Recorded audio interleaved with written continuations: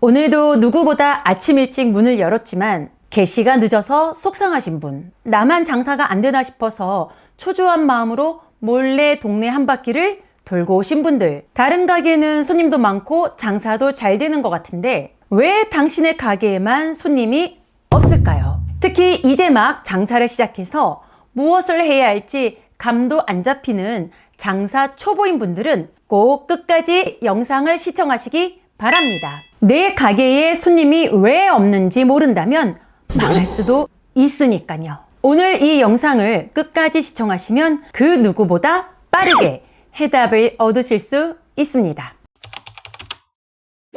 장사로 돈을 벌려면, 매출이 오르려면 어떻게 해야 하나 다들 생각해 보셨을 거예요.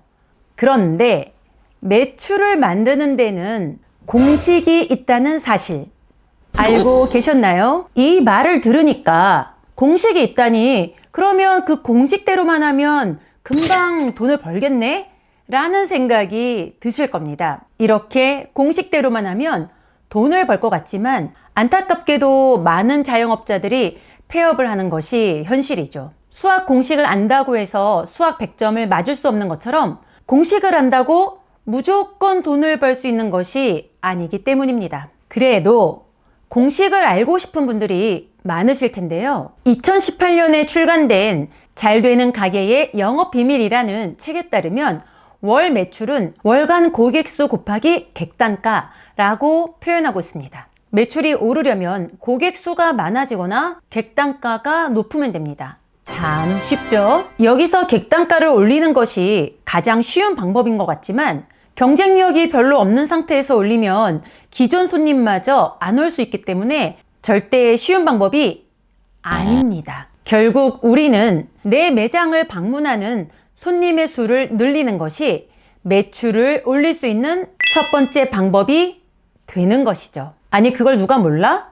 너무 뻔한 소리를 한다고 생각 드시나요? 네, 그렇게 생각하실 수 있습니다. 하지만 이 뻔한 소리를 어떻게 실행해야 되는지 몰라서 손님이 오지 않고, 그래서 장사가 안 되는 것입니다. 여러분의 매장에 들리는 고객은 크게 두 종류입니다. 한 번만 이용하고 마는 일회성 고객, 그리고 재방문을 하는 고객, 이렇게 두 종류입니다. 여러분 매장에 오는 일회성 고객이 몇 프로나 될까요? 이런 질문을 하면 대부분의 사장님들은 30%? 많아야 40%일 것이라고 대답합니다. 그런데 데이터에 의하면 첫 구매 후 재방문하지 않는 고객은 약 60에서 80% 정도입니다. 정말 놀랍지 않나요? 결국 여러분의 가게에 손님이 없는 이유는 신규 고객의 방문도 적은 데다가 재방문 고객을 만들지 못했다는 것이 바로 그 이유입니다. 자, 이 데이터로 우리가 생각해 볼 수 있는 것은 70에서 80%에 가까운 일회성 고객 중 10%만 두 번 오게 만든다면 당연히 매출은 눈에 띄게 올라가게 된다는 점입니다. 사실 이 고민은 저희 같은 소상공인, 영세업자만 하는 것이 아니라 대기업에서도 어떻게든 이 수치를 낮추려고 많은 광고비를 투입하고 있습니다. 그렇다면 돈이 넉넉하지 않은 우리 같은 자영업자들은 어떻게 고객을 확보해야 할까요? 돈이 없으니 가게 청소 열심히 하고 인사만 하면서 그저 손님이 오시기만 기다려야 할까요? 지금부터 그 방법을 말씀드리도록 하겠습니다. 말씀드리기에 앞서 영상을 끝까지 보시는 분들 중 3분을 선정해서 무료로 네이버 플레이스와 블로그 마케팅 컨설팅을 해드리니 영상 끝까지 시청하시고 이 기회도 놓치지 마시기 바랍니다. 자, 다시 정리하자면 우리는 매출을 올리기 위해 손님의 수를 늘려야 합니다. 그리고 손님의 수를 늘린다는 것은 첫 번째, 신규 고객을 늘리고, 두 번째, 한 번 방문한 고객을 2번 방문하게 만드는 것이 목표입니다. 3번 방문은 안 되나요? 4번 방문은 왜 목표가 아니에요? 하시는 분들도 계실 수 있어요. 타가다 야스히사가 쓴 한 번 고객 100번 오게 하라 라는 책에서 이런 자료가 나옵니다. A그룹은 처음 방문하고 3개월 내에 다시 오지 않은 고객의 그룹이고, B그룹은 3개월 안에 2번 이상 이용한 그룹입니다. 이 두 그룹을 대상으로 2년 이내에 같은 가게를 10번 이상 이용하는 고객의 비율을 조사했더니 B그룹이 무려 7배 이상이나 많았다는 겁니다. 결국 우리가 목표로 해야 하는 것은 2번 이상만 오게 하면 그 고객은 3번, 4번 그 이상으로 올 확률이 7배나 높아지기 때문에 2번은 방문하게 해야 한다는 점입니다. 자, 그러면 먼저 신규 고객의 유입은 어떻게 만들 것인지에 대해서 말씀드리겠습니다. 신규 고객의 유입은 결국 내 가게가 다수에게 노출이 되어 있어야 합니다. 오프라인에서는 외관이죠. 간판, 배너 이 자체로 광고판이 되는 셈입니다. 온라인에서는 네이버 플레이스, 블로그 후기 등이 신규 고객을 유입시키는 요소가 됩니다. 네이버 플레이스와 블로그 마케팅에 대해서는 이전 영상들에서도 설명을 드린 적이 있습니다만 다시 한번 간단하게 말씀을 드리겠습니다. 우리가 어떤 식당에 갔는데 메뉴 설명도 잘 되어 있지도 않고 궁금한 것을 물어봐도 그 대답도 시원찮다면 그 식당을 다시 가고 싶은 마음이 안 들잖아요. 네이버 플레이스도 똑같습니다. 네이버 플레이스는 나 대신 우리 가게를 설명해주는 메뉴판이자 간판이며 직원이라고 생각하셔야 합니다. 사진, 메뉴, 그 메뉴에 대한 설명, 내 가게의 소식까지 고객이 내 매장을 선택할 수 있게 세팅을 해야 합니다. 그리고 블로그 체험단은 더 중요합니다. 내 매장을 와보지 않는 손님이 내 음식이 다른 음식점의 음식보다 맛있는지 어떻게 알까요? 내 상품이 또 내 커트 실력이 좋은지 아닌지 어떻게 알까요?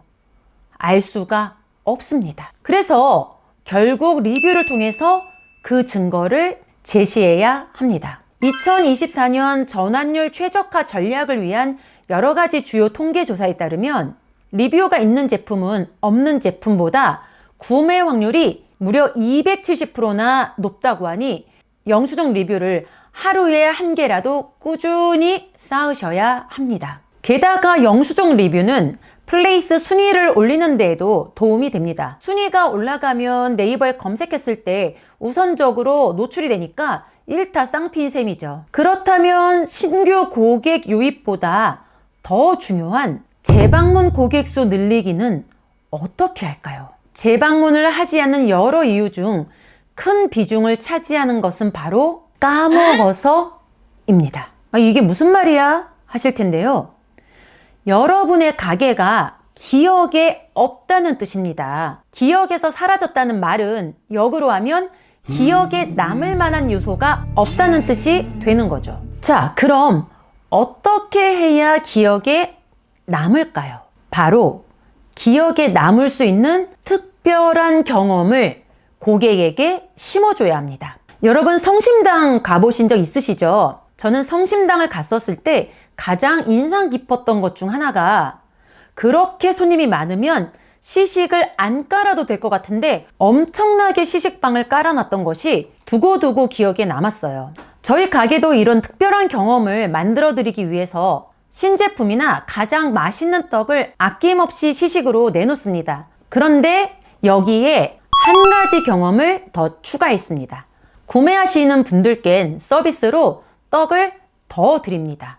드리면서 멘트를 하나씩 덧붙입니다. 멀리서 오셨는데 감사해서 드리는 거예요. 차에서 기다리시는 가족분들께도 맛보여 주세요. 그러면 받는 입장에서는 시식도 실컷 먹었는데 자신을 기억해주고 특별하게 더 챙겨주는 기분이 들어서 기억에 오래 각인이 됩니다. 실제로 저희 매장을 다시 방문해 주시는 고객님들은요, 그때 너무 잘 챙겨줘서 고마웠다, 조금 샀는데도 챙겨주고 마음을 써주는 것 같아서 또 오게 되었다, 이렇게 말씀해 주십니다. 그래서 이거 먹히는 거구나 하고 계속 진행하고 있는 겁니다. 그럼 이 기억에 남는 포인트는 어떻게 찾나요? 저는 모르겠어요 하시는 분들도 계실 텐데요. 가장 빠른 것은 리뷰를 쭉 읽어보시면 그 답을 얻으실 수 있거나 평소에 매장에 방문한 손님이 이 가게는 이래서 좋아요